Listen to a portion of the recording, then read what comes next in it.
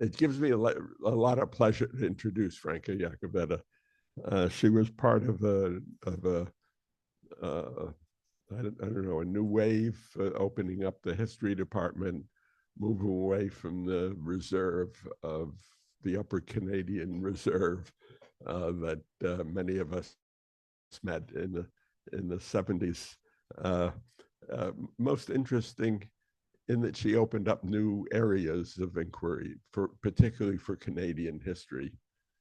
She worked on women, on immigration, and on labor, and I'd say radical thought, but I think that was linked to labor, and she was also an energetic force. She was a stimulating colleague, and for some of us older but less conservative members of the department, it was a delight to deal with her.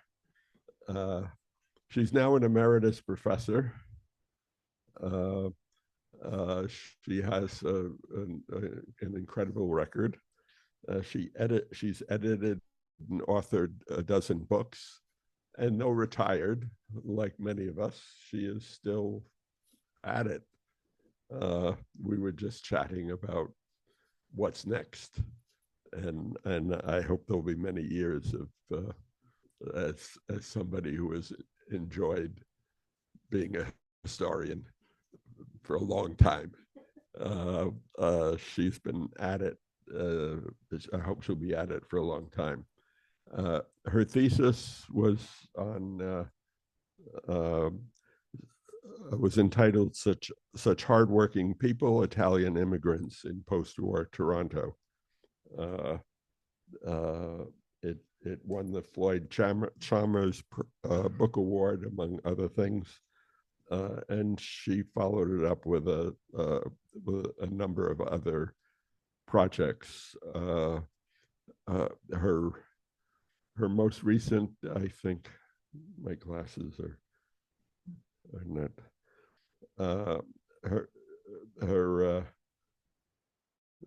Her most recently is an edited book, Before Official Multiculturalism, Women's Pluralism in Toronto, and in a collaborate. She does a lot of collaborative work. She's a good, I think she's probably a delightful person to work with.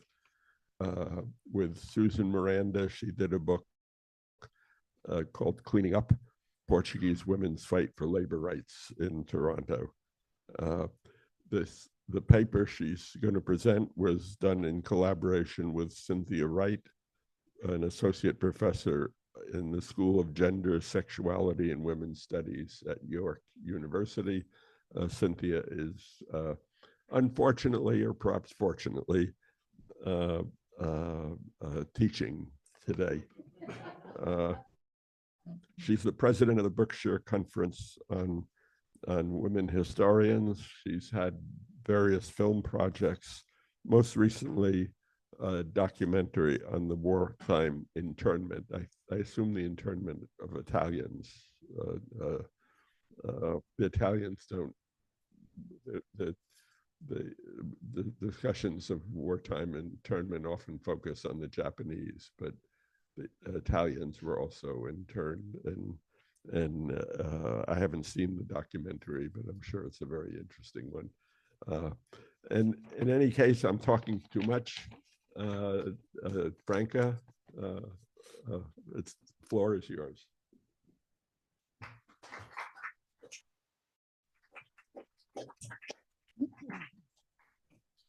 Thank you very much, Marty, for that lovely introduction. And thank you to Linda Hutchin and Michael Hutchin, Senior College, for inviting me to give a talk about remembering Emma Goldman in Toronto, and today with some focus on a couple of Italians who were suggesting help to keep her memory alive many years after her death. So the first image here is of Emma Goldman, from a younger to an older Emma Goldman. You see her as a younger woman. That's a mug shot. She was in and out of prison a lot. She's up there as an orator of the movement of speaking to unemployed workers in 1916. And then we see an older Emma Goldman on your right side. So I'm going to start by saying,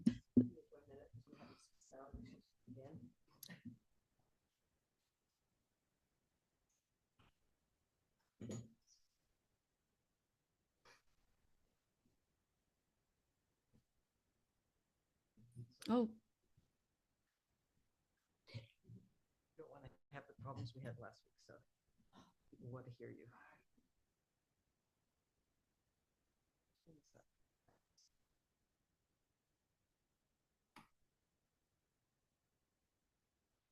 Try again. Sorry. that's okay. Okay, so as I said, the project is about remembering Emma Goldman in Toronto, with some focus on a couple of Italians who helped to keep her memory alive. And I'm also going to talk about some of the people around them as well, including this gentleman who just sat in the front row here. So the first image here is of Emma Goldman, from the younger to the older, and someone who was very active in and out of prison, always controversial. So Emma Goldman is a daunting subject, and a lot has been written about her. But to give you all a brief profile, so we're all sort of on the same page about her, I've got just a brief profile to offer. The Lithuanian-born Russian immigrant to the US, and the US naturalized through marriage American, Goldman was an anarchist, a feminist, a labor organizer, a birth control activist, a midwife and a nurse, a movement orator, a writer, and a lecturer. She's arguably the world's best known revolutionary woman. And in her time, she was branded as the most dangerous woman in America and in the world. As an anarchist, she was opposed to the state, capitalism, private property, organized religion, patriarchy, and hierarchies of all kinds. She believed deeply in freedom and autonomy to pursue one's life within communal contexts and in contexts where people practiced mutual aid. She believed very much in free speech. She went to prison for believing in free speech, believed in free love, had many, many sexual affairs, also married a couple of times. In 1919, the US government deported Goldman to Russia at the height of the first Red Scare, the Red Scare of 1919, 1920. And this was a kind of state reaction, state repression of the activism that had been taking place and was taking place at the time. And one of the tools of that repression was to deport, right, foreign radicals, right, the foreign agitators away back to where they came from. And a whole lot of Russian anarchists were sent away, including Goldman. She is, however, the first naturalized American, right? She became an American through marriage to an American, but she was the first naturalized American to be stripped of her citizenship and then deported back to Russia. She was soon disillusioned with the Bolshevik Revolution and with communism and left Russia, and forever an enemy of all communists. Communists would come to her talks to heckle her for the rest of her life. She spent most of her exile, the remaining years of her exile, in Europe, including in Saint-Tropez, France, care of Peggy Guggenheim. So she had some friends in high places, where she wrote her autobiography, a controversial autobiography called Living My Life, which was published in 1931, the first volume, and then a second in 1935. Well, there is also a Canadian in Toronto story to all of this. She spent part of her exile, about 4 years, in Canada, and a good deal of it in Toronto in the 1920s and 1930s. Her marriage, while she was living and agitating in the UK, she got involved in a political marriage with a British comrade, which gave her British citizenship. And as some of you might know, in this period, a woman who married took on the nationality of the husband. In this case, it was very convenient for Goldman because it gave her British subjecthood, which meant she could easily enter Canada, and she did so. She came to Canada in this period. There were 3 different residencies, and she also died here in Toronto in 1940 at the age of 70.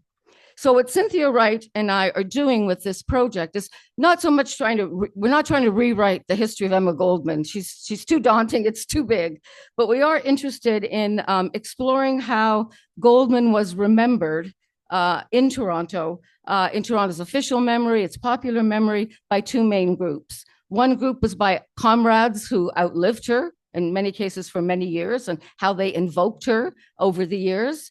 And another group is subsequent generations of feminists, cultural workers, heritage folks, as well as new waves of anarchists. So a few words about Goldman in Toronto. In Toronto, Goldman was an older woman. She's not the young, she's at the older range of the photos here. Her body bore the marks of police beatings and imprisonment. But she was also still very politically active and sexually active in Toronto as well. She was Jewish. She spoke and lectured in Yiddish as well as English.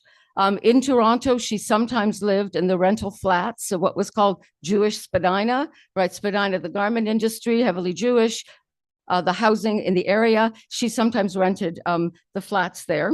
She had close ties to the Yiddish anarchist comrades in Toronto who hosted her, who helped her, who organized her lectures, who supported her when she was here.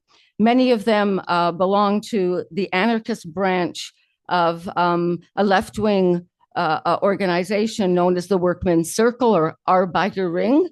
And she had close friends like the Langboards, Maurice and Rebecca, who were with the anarchist branch, and also very active at the Yiddish theater in Toronto, with the school, and with a summer camp for kids as well. But Emma was also multilingual, and she nurtured ties with other anarchists as well, with Spanish comrades, with Russian, with Italian, and other anarchists. She also was not just confined to Jewish Spadina. She traversed the city, including into middle-class areas where she gave some of her lectures on birth control and drama. She also lived and in fact died on Vaughan Road in Midtown Toronto, in the home of some Dutch comrades, right, with whom she was living. So the anarchist community in Toronto is tiny, but it is actually multi-ethnic. In some ways, that's different from Toronto, where it was more overwhelmingly Jewish, and where she also, right, spent time. Emma Goldman is also a much commemorated figure, especially in the US. I'm going to show my technological skills, which are lacking. There we go. Okay. She's also a very much a commemorated figure. You know, when she died, people didn't remember her for a while, but in the beginning, in the late 60s, there was a feminist recovery of Goldman, largely through the reprinting of her autobiography. There were films, plays, musicals, so on and so forth, that have, right, invoked Goldman. And here on the left side are a couple examples of, well, art in terms of art posters. There's a lot of artistic work around Goldman. The one next to her is, there's a lot of merchandise around Goldman. This one is a phrase she actually never said, but she did love to dance. So what it says is, if I can't dance, I don't want to be part of your revolution. And millions and millions of these T-shirts have been sold. And part of it is, it expresses a sentiment that was important to her, which is that even poor people and working class people should aspire for beautiful things, should aspire for joy, and dancing was something that gave her joy. So that was important. Certain cities, you know, where Emma was spent time, or where in one case she's buried, were associated, have their cultural landscape has a lot of Emma Goldman content in it. And the middle image here is New York City, and the Radical Tour in New York City passes her residence in the East Village. On the right-hand side is her gravestone. She died in Toronto, but she was shipped to Chicago, to a suburb of Chicago, to be buried there in the Waldheim Cemetery. And there with other anarchists whom she revered. And that too was an important memorial site, and that continues to be an important memorial site. Well, Toronto, actually more so than we thought when we began the project, Toronto also has a lot of Goldman in its kind of cultural commemorative landscape. And here are just a few examples. But in Toronto, too, we have plays and posters and various other kinds of activities. But I've given you a few examples here. So on your left side is one of the earliest kind of commemorative activities was a play by Carol Bolt, a Canadian playwright, 1974, wrote a play called Red Emma, Queen of the Anarchists. And it was produced very much within the alternative theater movement of the 70s in Toronto and Canada. And Toronto Free Theatre first mounted it in 1974, and then it was remounted lots of times thereafter. CBC filmed it, showed it on TV, and a number of years later, an opera was made out of the same play, and that too was filmed by the CBC and shown. The images next to Carol Bolt are images of something that the 1990s to the early 2000s was an anarchist space in Kensington Market that was called Who's Emma? And it was both a kind of social and political space, as well as a site of anarcho-punk music, and also a site of young anarchist feminists who are there in the photo below. So that's Who's Emma? And if we move further to your right, in 2014, Emma finally got a plaque, which is what some people said. The Toronto Heritage folks did give Emma a plaque. Interesting, the plaque is located where it is on Spadina Avenue because it's actually in a building where she rented one of those flats on Spadina when she sometimes lived in Spadina Flats. Of course, now it's a very busy Chinatown, so there it is, right in the midst of Chinatown. And to the right of that is the plaque more clearly for you to see. On the bottom there is Al Moritz, who's a professor here at U of T, but also a very distinguished poet, and was the poet laureate of Toronto for a number of years. And Cynthia and I actually got actively involved in some radical commemoration of Goldman by asking him to write a poem because we knew he was an anarchist.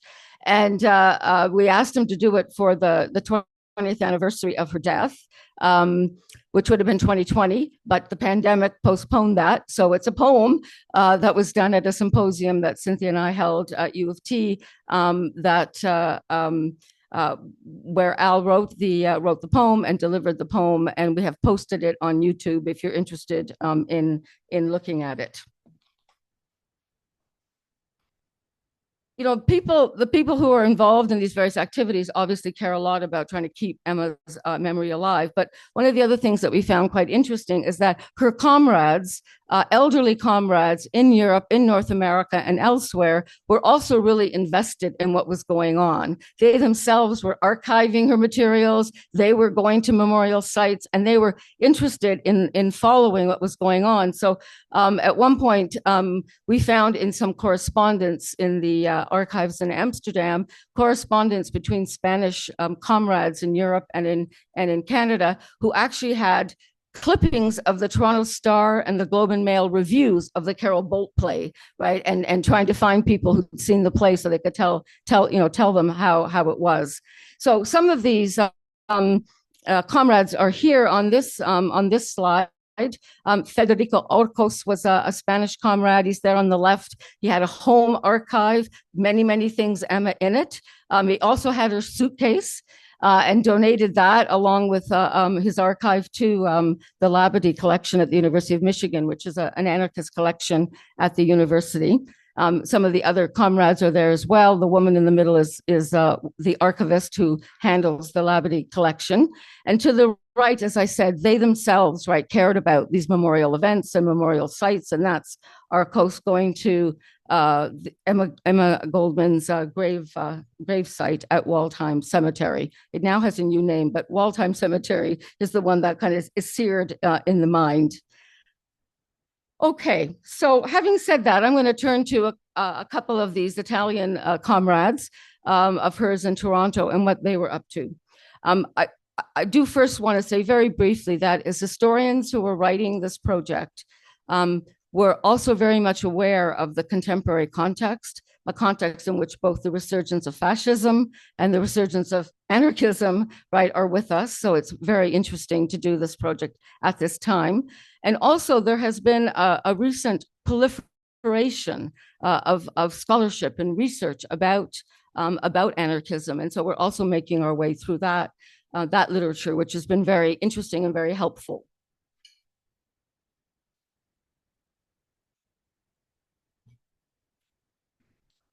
Okay, so in turning to the two comrades, these are people who long outlived Goldman and who helped to keep her legacy alive, and we think for, in a sense, for another generation to inherit. Some of them, we think that there are some of the older comrades who kind of acted as a bridge between the generations, that there were moments when they interacted and were able to share material, the views and values and the traditions of an older generation of radicals sharing it with a younger generation. We know that who anarchists were differed a lot in terms of in Goldman's period, heavily immigrant, working class anarchists, very different from the kind of young middle class anarchists of the 60s and so on. So we're not suggesting a linear link, and we're not suggesting it was, it was just a case of the old generation shaping the new, but rather seeing this kind of bridging between generations and how it may have coalesced and what may have happened. Okay, so the first person about whom we know a lot less than the second person, but the first person is Marie Tiboldo. And Marie Tiboldo's dates are 1904 to 2008. She died in 2008 at the age of 104. So she lived almost 7 decades longer, right? 7 decades after Goldman's death. Tiboldo is one of the many, many anarchist women around the globe whose lives were obscured by the huge focus on Emma Goldman, right? So much research about anarchist women was focused on Goldman that, a lot of these other women's lives got, never really got covered. And she's one of these women. There are very few sources on her, though there were some sources that were very helpful to us, but she shows up in a very brief moment in a documentary. We found a 12-minute interview with her from the 80s. There's a tiny 1-page summary of an interview someone else did in the early 2000s. But there were enough leads to keep digging. We should say here that not even Emma was all that helpful with Marie. Emma Goldman was a writer, a letter writer, as well as a writer of tracts and books and everything else. But she wrote at least 200,000 letters. And there are only 2 references to Marie Tiboldo that we've been able to find so far in the massive archive. And the first reference, which is actually thanks to Al Moritz and Teresa Moritz, whose book, The World's Most Dangerous Woman, covers her Canadian exile, cited. And it's a reference to her first visit in 26, where the Jewish comrades meet her, they take her out to dinner, and she writes about this, and she identifies, this is in November 1926, she identifies everybody else and then refers to a, quote, a radiant creature in a lovely Spanish shawl. That, the Moritzes tell us, is Marie Tiboldo. She was a young Italian woman who Goldman later learned spoke no Yiddish, but was just happy to be in the company of her dear comrades. And Marie had a relationship with these comrades, some of which lasted quite a long time. Goldman also had a thing about Italian women anarchists. She often kind of had raptures about them and talked about their dark eyes and their, exciting style. But I can talk about more about that in the question period if you're interested. Marie herself left no diaries, left no correspondence. But as I said, the digging of the few leads we had did lead to our learning more. And we learned, not surprisingly, that she was an anarchist. She very much admired Goldman, whom she called my idol. And she was involved in some of Goldman's political and feminist causes. But we also learned that she was a skilled industrial worker and a labor activist. So I'm going to give you just a quick summary of some of the things that we found. So Marie was an American-born daughter of Italian immigrants who moved from Danbury, Connecticut, Hat City, to Toronto during the First World War because her father, who was a skilled hat maker, got a job in a war shop, making uniforms. Both parents were anarchists. She saw them both as anarchist intellectuals, and both of them and the Tiboldo family became actively involved in the radical working class groups in Toronto. They had their Italian anarchist circle, where, like lots and lots of anarchist circles and other kinds of left-wing circles, they read and they debated and they met on a regular basis. In this case, they certainly were reading some of the classic anarchist writers like Bakunin and Kropotkin.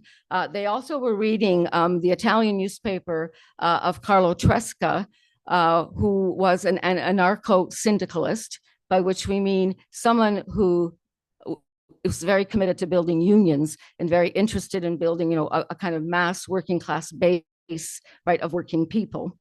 The Tiboldos were also in the anarchist branch of the workmen's circle. So there's, an interethnic branch there in that sense. In the 1920s, Marie became a garment worker and a labor organizer. She was among the few Italian women in Jewish Spadina, right, in those garment shops. But like some of the others who were there, she was part of a tiny minority of young Italian women, single women, mainly daughters. Many of them had left school in order to help, right, support their family financially. She became a skilled embroiderer, and then eventually became a designer of embroideries for the, quote, luxury trade. So she was there for a while and she moved up. As some of you know, interwar Spadina saw a lot of workplace exploitation, also a vibrant Jewish working class culture and labor militancy, including by women, and Marie was involved in this. A young Marie organized her embroidery shop in the early 20s.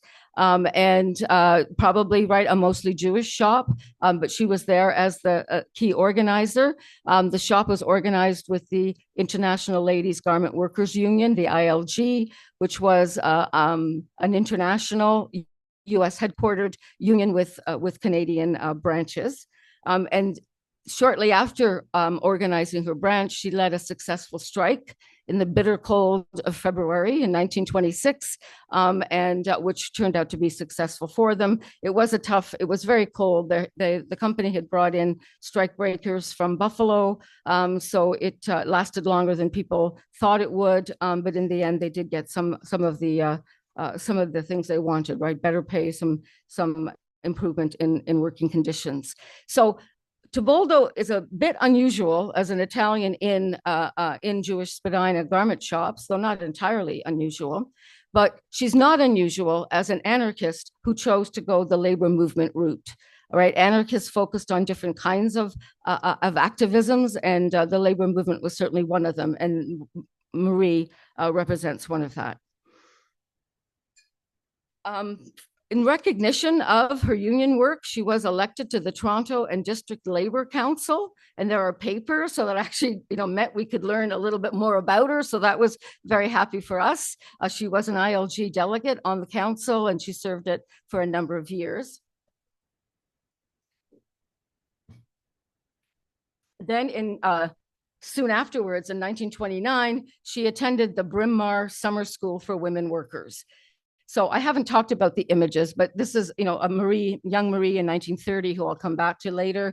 The picture in the middle here is of young women, working class women who are at Bryn Mawr, which I'm going to talk about now. So some of you may know about the Bryn Mawr Summer School, but it was one of the innovative programs to emerge on US campuses in the 1920s and the 1930s that was about giving industrial women workers, factory workers, a liberal arts education, and also encouraging a kind of social justice approach to labor activism.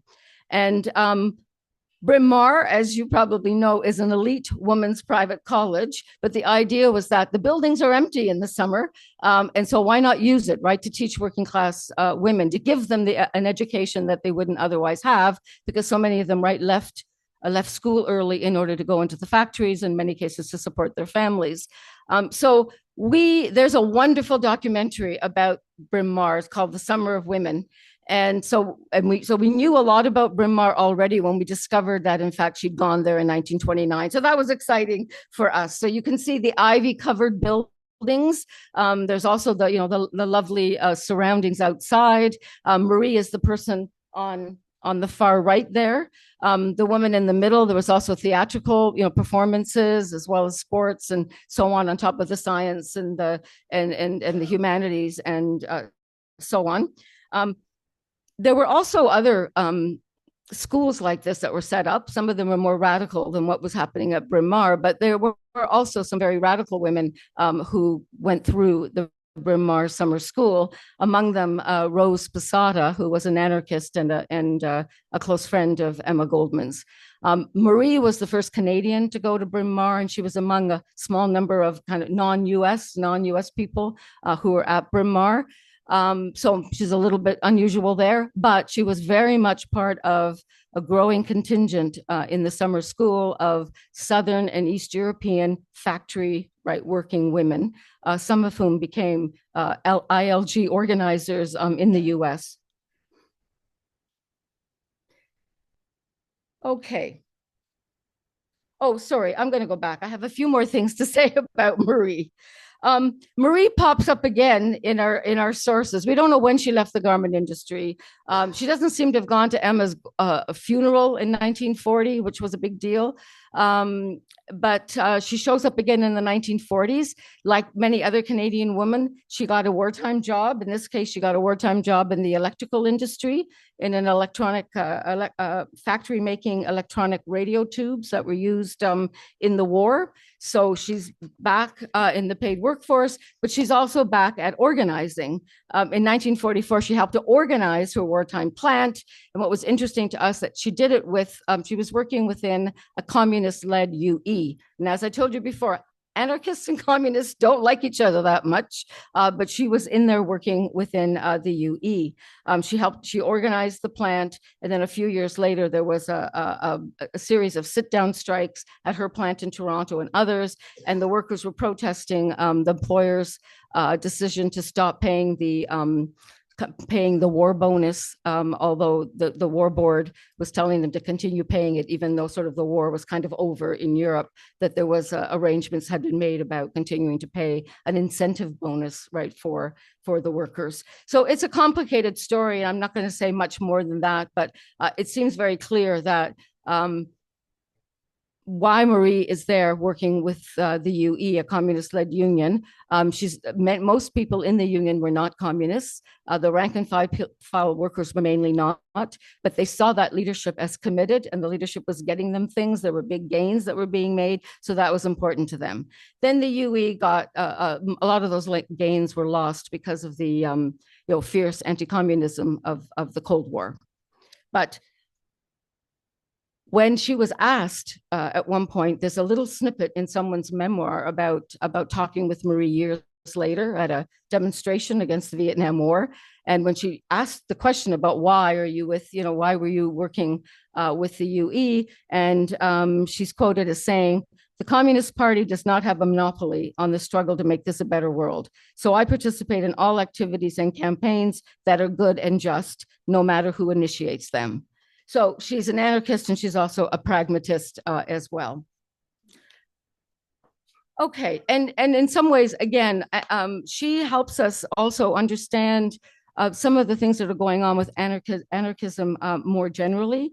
Again, some anarchists continuing to go through the labor movement, whereas other people turn to doing other kinds of things. By this time, the anarchists are not leading big strikes like they used to, but clearly some of them are still involved in labor activism in the 20s and 30s in Toronto included. Emma Goldman was also a working class feminist. She believed in birth control. She believed in sexual liberation. She also was, by all accounts, beautiful. And there are stories that we found about how she was constantly being swarmed by men who wanted to date her. She did date men, though she never entered into a free love union or married. But she also, from some of the short interviews we were able to, videotaped interviews we were able to see, she resented something that she got a lot of, which was, why is such a pretty girl like you interested in serious social issues, interested in all that politics stuff? And she clearly resented it and said, that's my background, my family, who I am, we care in social issues. And I don't have time to tell stories about some of the suitors who didn't quite, the date didn't quite work out as they hoped. But at one point, someone who kept asking her for a date, she finally says yes. He goes to the house, knocks on the door. Her mother answers the door and brings him into the living room during one of their anarchist meetings, right? So the date with Marie never happened. As I said, she believed very much in a young woman's sexual autonomy, talked a lot about young women should understand sex before they marry so they can be more fulfilled afterwards. And also, the one thing that people, if they know anything about Marie Ciboldo, know is that she helped to organize Emma Goldman's birth control lecture in Toronto in April of 1927. She appears very briefly. If some of you have seen the Coleman Romalis film, The Anarchist Guest, it's a documentary, and some of the comrades, many of the Jewish comrades, are there talking about Emma Goldman. Well, Marie makes a very brief appearance there. So I'll just say a few things about the birth control lecture. It was held at Hygeia House. It was, potentially a controversial lecture because you weren't supposed to talk about methods. The folks rented the hall to Emma, and then they wanted to renege because they said, we're getting all sorts of, we're being harassed. The Roman Catholic Church is on our back. But in the end, the lecture went ahead, and Emma did not get into trouble for that lecture. She did for other lectures, but because what she did was to talk about birth control as an essential element of women's rights. She didn't talk about the methods, which was the problem part, but she did tell people, right, to go to your doctor, go to a clinic to find out about the methods. She, in some of these interviews with the few interviews that she gave, she does talk a lot about organizing this lecture. It was obviously an important moment for her. She talks about prominent professionals. They were trying to get somebody to chair the session. I couldn't find anybody. They said even prominent professionals, like her friend basically at the Toronto Star, John Reed. They invited a professor who was unnamed in this interview, but a political science professor at U of T, who I think is McIver because he was a birth control advocate, who said, no, I might lose my job. They asked their wives said, no, we're going to be shamed by doing this, even though they were birth control advocates. And so Marie talks about, they didn't want to do this because they were so afraid. And also then, of course, they would have to be working with this anarchist woman. She also talks about how she was horrified when Emma said, well, maybe you should chair it if we can't get anybody else. And her reaction was, she was just horrified at the idea of it because she thought she was young and, shouldn't be doing something like this. It's actually leads to a letter by Emma Goldman, which is the second reference that we have about Marie, which is quite different from the first one. The lecture went ahead. 800 people came. That was about half of capacity. They made $200. So it was a disappointing in that regard. And so Emma writes to her comrade and friend in Chicago, Ben Capes, and writes this about Marie, and clearly a fit of anger. Marie does not feel anything deep enough, whether it is for a man or worthwhile ideas. Perhaps her mother is holding her back. Marie worships her mother, and her mother knows how to bind the girl to her. I asked Marie to preside over my birth control lecture. What do you suppose she replied? Well, would it look good for a young girl to preside at such a meeting? I ask you, what hope is there in one who is still so silly regarding public opinion? And then she goes on to say that Marie didn't drum up enough support, right? Sell enough tickets to the lecture. And so when we first saw the letter, we thought, oh my God. But the more you read Emma's letters, the more you realize, actually, this wasn't so bad at all. Goldman went hot and cold with everybody, with friends, with comrades, with journalists, and so on and so forth. And a lot of it, and this wasn't especially harsh compared to what she said about other people at other times. And it seems clear to us that part of what's going on is that she is in constant search for a potential field of revolutionary action, right? She's always trying to figure out, where can I get things going? And she was often disappointed, right, by the returns on her efforts. And it's clear here that the low numbers of the lecture really annoyed her. And she also says in this letter, how, I still do mean to stay close friends with Marie. We like each other, and I'm not going to disown her or anything like that. Okay, so Tebaldo is a modest case of someone, in our view, who acted as a kind of bridge between generations. In her older years, she shared her story with filmmakers, with younger women, with a composer, with playwrights. And so that helped, right, for these stories to get out there. So in that sense, she helped to bring, the stories of an older generation of women radicals to a newer.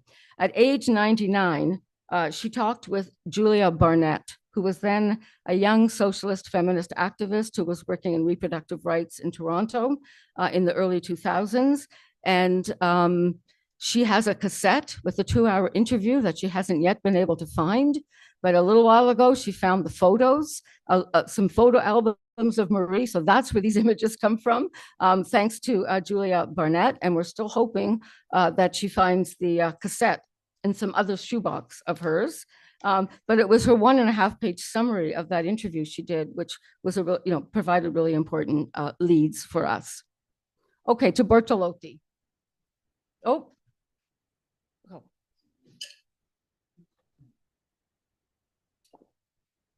Yes, thank you, Bob. Attilio Bortolotti, also known as Art Bartel, also known as Arthur Berthelot, and other kind of combinations.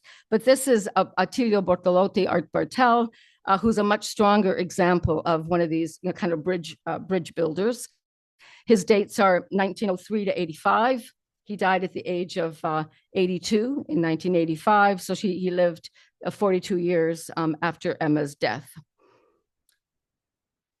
More sources about him. He's much better known. The Italian political police files, they're thick files on Bortolotti. There are newspaper coverage of his activities. There are interviews that he did. So he's much better known. Also, people have published on him, and among them, the Moritzes. There are some excellent chapters on Bortolotti in their book. Also, Olga Pugliese, a U of T colleague, who I believe is watching online. So thanks, Olga, and some other people as well. And also, we want to thank very generous interviewees who also spoke with us about Bortolotti, and I will get to them in a few minutes. So a quick profile of Bortolotti. He was a young immigrant of humble origins from Friuli who came to Canada in 1920. He became a skilled worker, a tool and die maker, a union organizer for a little while. He also became an anarchist and an anti-fascist, and later he ran a business, which I'll get to. He first lived and worked and agitated in the Detroit-Windsor area, where there was a kind of anarchist collection. People sometimes crossed the border back and forth. So he lived there in the 1920s and then moved to Toronto in 1929. He was already an anti-militarist and anti-religion in World War I Italy, where he had seen some war atrocities and had other difficult experiences. But he discovered anarchism in North America. His interviews talk about a moment in Detroit, meeting other anarchists, going to reading anarchism, and also going to, for the first time, an anniversary memorial the second anniversary memorial of the execution of Sacco and Vanzetti, who, as some of you know, were Italian immigrant anarchists who were executed by the state of Massachusetts in 1927 for what many people believed were trumped up charges. And that's where he first learned about, was among the times when he learned about anarchism and also about Emma Goldman. In Toronto, he headed an Italian anarchist circle. He was very good at organizing fundraiser picnics and theater performances, which were called the Filodrammatica, which were theater plays with a social progressive agenda, messages, and the money raised was used for anarchist causes. He was very keen on theater and visual art as propaganda tools. So he became a leading Italian-Canadian anti-fascist. I'm not going to say very much about it, except that he was very active in Windsor, again, very active in Toronto. He made enemies of Italian-Canadians who were pro-Mussolini in the period. Lots of denunciations, brawls that broke out. When he came to Toronto, he organized with both Italian Canadians of different political stripes who were anti-fascist and organized demonstrations and so forth. He also organized anti-fascist demonstrations with his anarchist comrades, his Jewish and other comrades as well. This made him an enemy. He did receive death threats. His mother was harassed back in Italy. People believe it was fascist-led. At the same time, by 1934, he has met and is in Emma Goldman's group, a group that she had organized in Toronto during her second residency in the city. And the two of them became close comrades and friends. She thought he was very intelligent, and he thought the world of her and was involved in her various causes. And Cynthia and I are convinced that he was in love with her. And we have bits of evidence, but don't have enough yet to really share with you. Another issue is that Bartolotti, or Art Bartel, became Goldman's last political cause of her life in Toronto when she worked extremely hard to prevent his deportation to fascist Italy, where he would have been immediately imprisoned and possibly killed. And it is a complicated story, but when the Second World War breaks out, the War Measures Act is in place. The RCMP can go and raid homes, take radical literature, charge people with sedition, send them to jail, and end up being possibly in a situation of being deported. In Bertolotti's case, it's all the more the case because there was one time one of his re-entries between Detroit and Windsor, he did quickly leave illegally. He was up on charges of holding radical literature in Detroit, but he was on bail and he got out to Canada. It wasn't a legal entry. It happened in 1929, but now, it's come back to haunt him. And there's, very serious consequences should he be deported. And Emma Goldman went into action. There are hundreds and hundreds of letters she wrote to everybody, not just anarchists, labor groups, liberal people, people she thought they would get sympathy from. They were able to hire J.L. Cohen, a really important labor and civil rights lawyer who was very effective in the court cases. And then when they needed some political lobbying to take place, she also recruited some CCFers, forerunners of the NDP, to speak to the Canadian government about, the idea of sending him back to Italy when Italy is now an enemy country is just not the right thing to do. And then in the end, that's what happens. So Bartolotti, for the years after the deportation case, led a fairly quiet life. But when he couldn't find work, he drew on his tool and die making skills to found a factory, a machine and mold making company, which was called Bartel Industries, which was in Weston, outside Toronto. He worried about becoming a capitalist, but he remained a committed anarchist in ways that I'll describe. But first, I'll also say that he met Libera Martignano in the 40s. There she is. She was married and had a daughter when they met, but she left her husband and went to live with Bartolotti. They lived in a free love union until 1958, when Bortolotti they got married so that he could apply for a Canadian passport because he had destroyed his, in rejection of the Canadian state. But he really wanted to go to Italy. They began to go to Italy a number of times, largely for anarchist reunions to see friends and comrades. And so he says, I prostituted myself, to get the passport, right, to go to Italy. She came from an Italian-Canadian anarchist family, and so these were very much shared values. So Bortolotti, Art Bartel, is well known in the anarchist movement, and he is a terrific networker.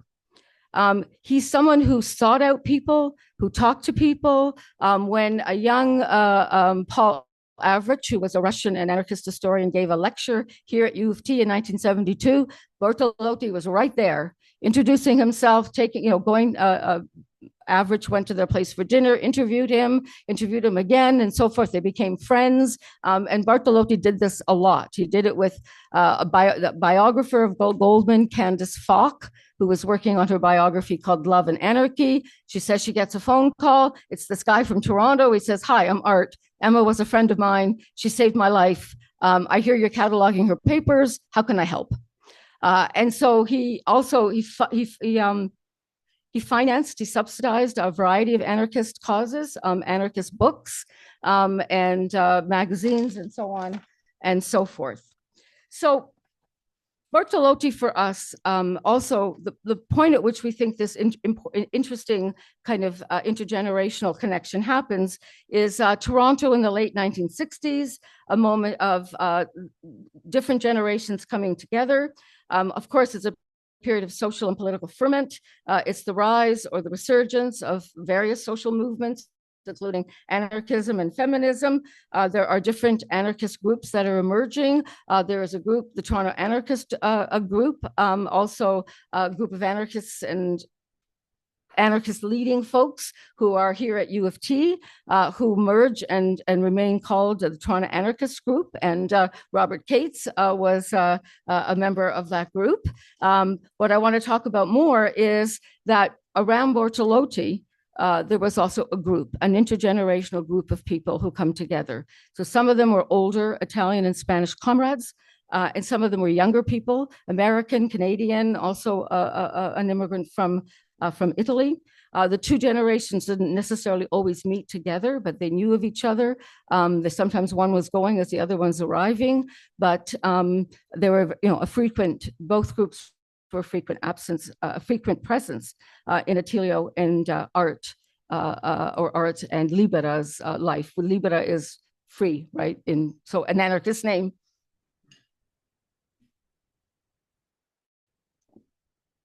So let me say a few things about some of these folks. What I want to do is talk about three then young men who were part of Bortolotti's group, who were very generous with us and were interviewed and also exchanged long email exchanges with us as well. To say a few things about the recollections of Art. They knew him as Art Bartel and Libera, and their founding of a new anarchist journal and some of their work on the journal. So one of them is Robert Bob Cates. Hope it's okay to out you, Bob, but there you are. Thank you for coming. Bob was a Chicago Vietnam War resistor who identifies as one of the earliest draft dodgers in Canada. He learned of Art from a friend who sent him a clipping from a Yiddish anarchist magazine in New York City and told him to look him up. So, speaks to Art's wide networks, the fact that his name, right, is traveling through the cities. Bob was active in the Toronto anti-draft program. Maybe some others were too. I'm looking at Marty Klein here. And Art participated in this as well. One of the things he did was he wrote job letters for folks to get them into Canada, offering them a job at the factory, but they were not going to the factory. They were getting into Canada. As a pacifist, he believed, using a method to keep people out of the war was a social good. It wasn't about defrauding the government, but about saving lives and perhaps stopping the war, which was also, as Bob emphasized, his attitude as well, that they were doing, right? They were doing important and good work. Bob recalls Art as a very interesting storyteller. He often told the story about Emma saved my life, which he explained to Cynthia and me was not only about helping to prevent his deportation back to Italy, but also about physically nursing him. He got very ill in this period when he was sitting in the Don jail, and she was a midwife and a nurse, and she actually physically nursed him, back to health. And this was an important part of the story.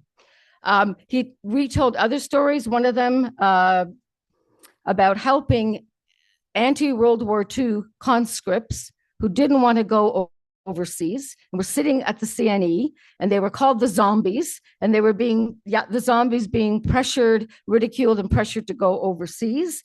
And there's a story about a Batman for the Colonel going to Art and saying, if we could do something, if you could do like a replica of an official looking seal or something, we could, maybe use that. And so Art said, sure. And he was a tool and die man, so he created the official looking seal, and they used it to stamp the release forms of some of the conscripts. Which again, right, to him that was something that was important to do as a pacifist, right, and an anti-militarist. Bob also talked about the fact that there were stories that he wouldn't talk about. And among the stories that Art didn't talk about were the stories of Friuli, the stories of Italy. And I assume, no doubt, because of some of the difficulties that were there. Poor family, he was estranged from his father. There were lots of other kinds of challenges. Bob was also aware of Art's generous support of anarchist causes and anarchists. And he said that when they knew each other well, Art was always sending money to help someone in jail, mostly in Europe, there for political reasons. And so he was very generous on that front. The other people that we talked with, interviewed or had email exchanges with were people who became close friends of Bob, Robert Campbell and Leonard Tarka. These were two Toronto boys who became friends in the mid-60s, like to talk politics over coffee, went to their first demo together in the mid-60s. They loved reading, went to bookstores. Eventually, they found anarchist publications, magazines. And as Leonard says, we came to value anarchist ideas of all kinds.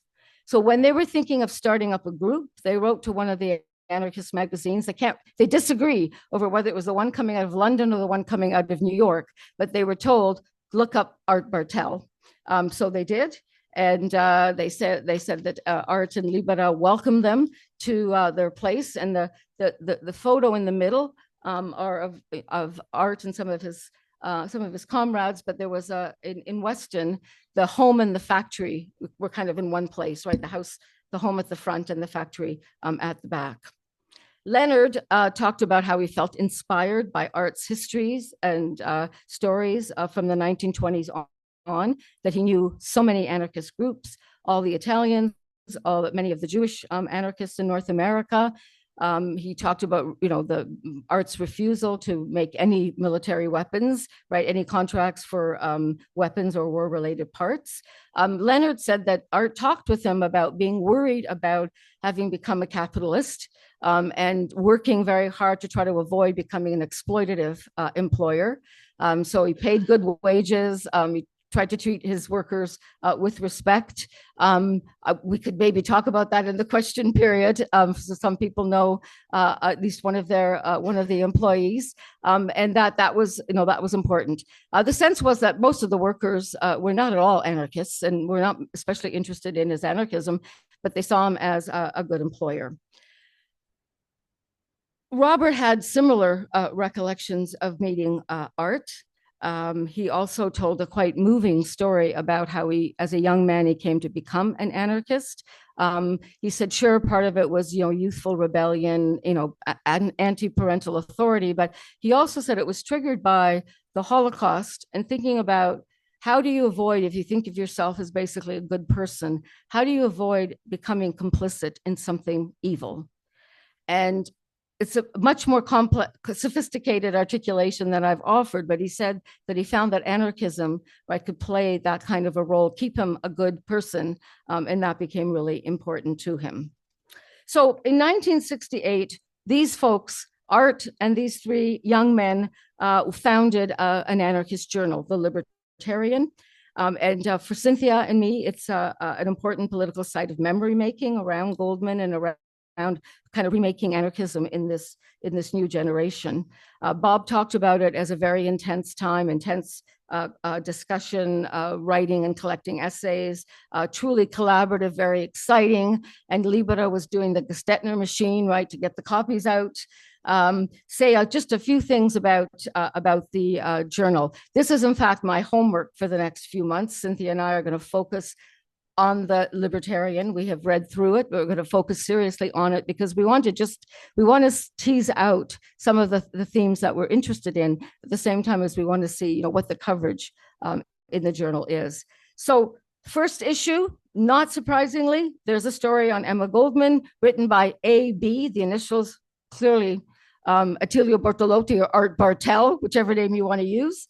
And it's about Goldman, right, who was mesmerizing speaker, tireless activist, masterful networker.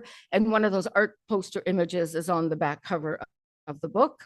Other themes that are covered in the journal, of course, the events of Paris 1968, right, a period of civil unrest, students, workers, occupation of the universities, occupation of the factories, anti-authoritarian, anti-Vietnam War, also right, denunciations of police brutality and so forth, that gets covered.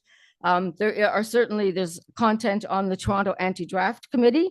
At one point, a story that says anarchists are helping to fight the state by aiding war resistors and deserters, written by R.K. I'm guessing that's Robert Cates. There's interesting material on the local scene, the folk scene, but also, Rochdale, Yorkville, Grossman's Tavern, right, where a lot of them hung out on Saturday night. There's a lot of discussion about the resurgence of anarchism. So there's an historical kind of consciousness to what they're doing. They're seeing anarchism rising, but knowing that it's a resurgence, that anarchism has been around for a long time. And this is a moment where they're seeing the resurgence of it. But also the Detroit riot of 1967 and the Black Civil Rights Movement, and various types of other kinds of activism that are taking place in Canada as well as internationally. So I'm going to end by saying I have some more homework to do, but thank you very much for listening to me.